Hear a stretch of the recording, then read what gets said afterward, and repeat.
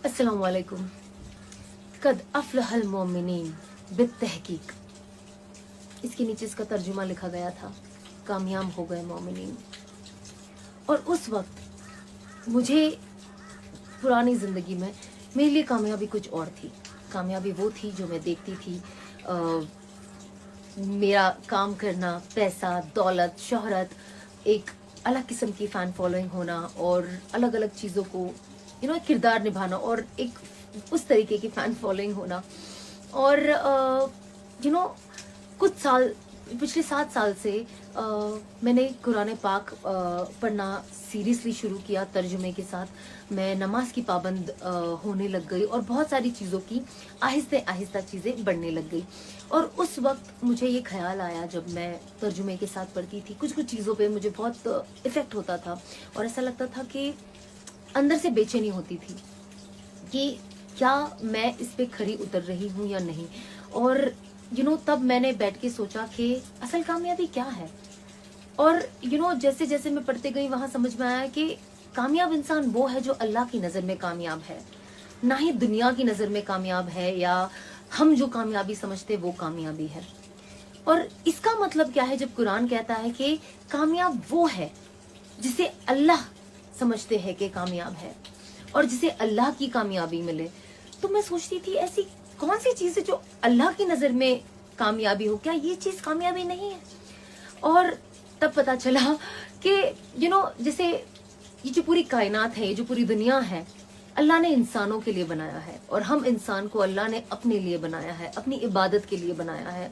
और जैसे हम इंसान, दुनिया में जो भी चीज़ है इसकी एक कीमत है और वो कीमत कौन तय करता है? हम इंसान। जैसे गाड़ी है, गाड़ी हमारी जरूरियाती चीज़ है और इसकी कीमत कौन तय करता है? हम।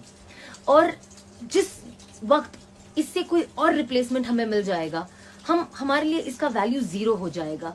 और ये चीज़ बहुत आसान है समझना, जब लोग दुनियावी चीज़ों में इतने पागल हो जाते, जिसमें से एक मैं भी थी, कि वो भूल जाते हैं कि एग्जाम्पल जैसे गाड़ी मेरे लिए बनी गई है पर मैं गाड़ी के लिए नहीं बनी हूँ। मेरा वजूद, एक इंसान का वजूद इस दुनिया में कुछ और है, वो गाड़ी तक नहीं है या दुनियावी चीज़ों तक नहीं है।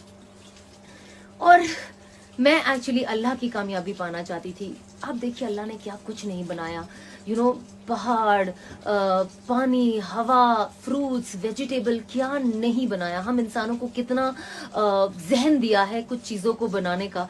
और कभी कभी कुछ चीज़ें होती है और लोग कहते हैं ना कि अरे ये तो इंसान ने बनाई है, ये तो इंसान ने बनाई है। बेशक इंसान ने बनाई है, पर उसके लिए दिमाग अल्लाह ने दिया है और उसका तरीक़ेकार जो है, जैसे हम कोई चीज़ बनाते हैं उसके लिए कुछ इंग्रेडिएंट्स की ज़रूरत पड़ती है। वो इंग्रेडिएंट्स किसने बनाए हैं? वो अल्लाह पाक ने बनाए हैं।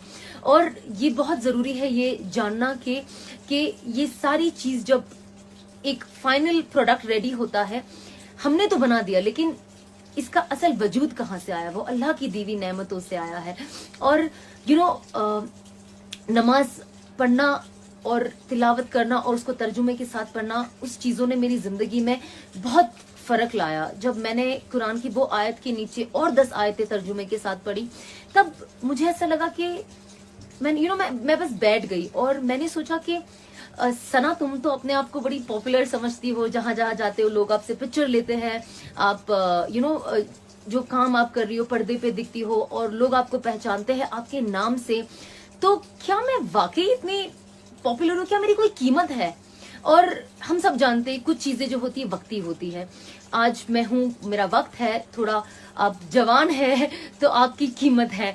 जैसे जैसे आपका एज आ जाती है, आपकी उस फील्ड में, एटलीस्ट जिस फील्ड में मैं थी, और देखा जाए तो बहुत सारी जगहों पे जब हम काम करते हैं, बहुत सारी जगह पे लोग कहते हैं कि अरे इनकी एज हो गई, अभी ये काम नहीं कर पाएंगे।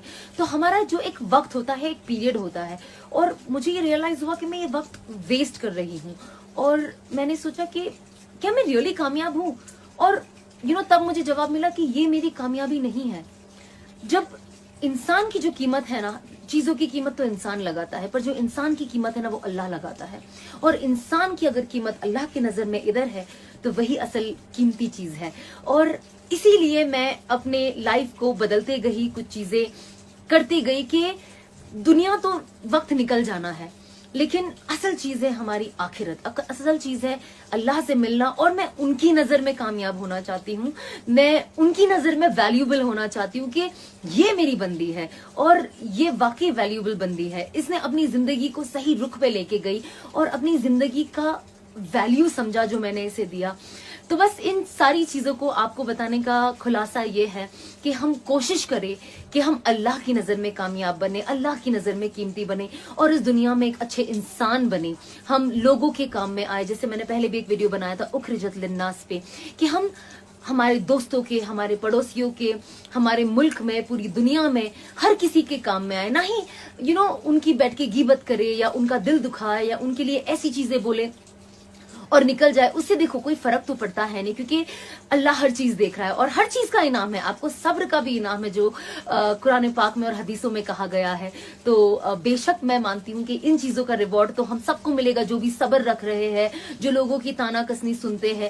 کوئی مسئلہ نہیں ہے، بٹ ہمیں کوشش کرنی چاہیے کہ ہم لوگوں کے چہرے پہ مسکان لائے، انہیں دعائیں دے اور ان کو پش کرے ایک اچھے لائف میں آگے بڑھنے کے لیے، نہ ہی ان کی ٹانگ کھینچی کرے کہ بھیا کیسے کسی کو وہ کیا جائے. کیونکہ چاہے انسان جو بھی کر لے، لیکن ایک چیز یاد رکھنا، کیونکہ اسی لیے میں آپ کو یہ ویڈیو بنا کے کہہ رہی ہوں، کیونکہ وہ کہتے ہیں نا قرآن پاک کی جو آیت ہے وَتَعِزُّ مَن تَشَاءُ وَتُذِلُّ مَن تَشَاءُ، اللہ جسے چاہے عزت دے، اللہ جسے چاہے ذلت دے.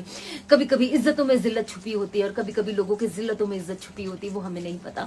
تو بس ہم دعا کریں اور لوگوں کے کام آئے اور ایک اچھے انسان بنے اور اللہ کی نظر میں قیمتی بنے. خدا حافظ.